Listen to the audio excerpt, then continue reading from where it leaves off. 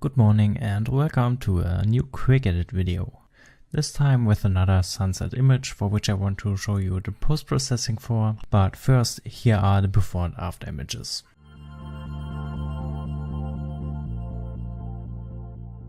Okay, and as always, first I'm going to the lens correction tab and I'm activating those settings. And then also I want to change the camera profile to Adobe Portrait. Just as you can see, to brighten up the shadows a little bit. And I guess for the white balance I'm going with shade for this image, just to add some nice warm sunset colors to the clouds. And then I want to start the basic editing, so therefore the highlights I want to reduce a little bit. And then increase the shadows. And maybe I also want to increase the blacks. Okay, and that looks way better than before. Then let me apply some local adjustments. First I have created a gradiated filter for the bottom area of this image. And here I basically want to have a dark area, so I'm decreasing the exposure. But I also want to have some nice details there, so I'm increasing the highlights. And maybe the whites as well. And then of course, to bring out the details in the reflection, I'm going to add a lot of clarity.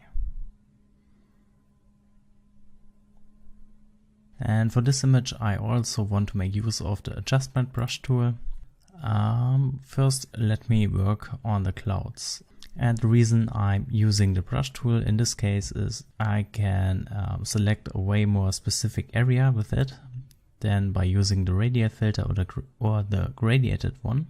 Just brushing over all the clouds I want to have affected by this. Also note that I have set the flow to around 40, so this brush right here won't be that visible.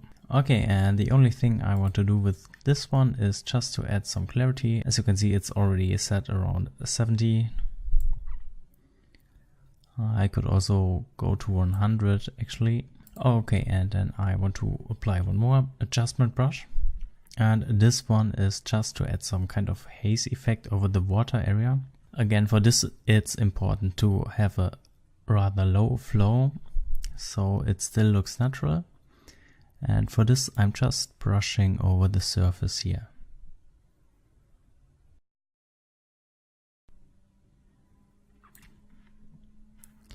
And what I want to do now is just to decrease the dehaze.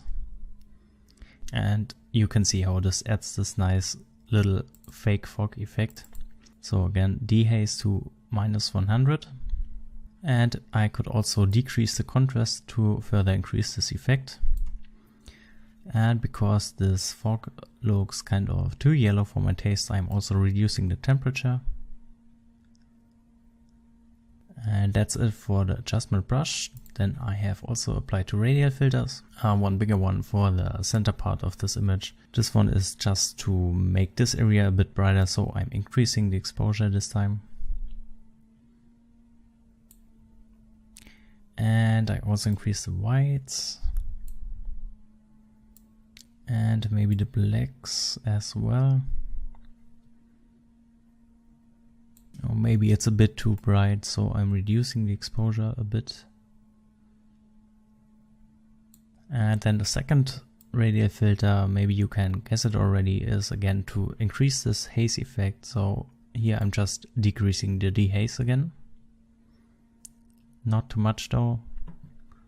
Then it's time for some color grading. In fact, I don't want to do much here. I just want to reduce yellow and green color saturations. So let me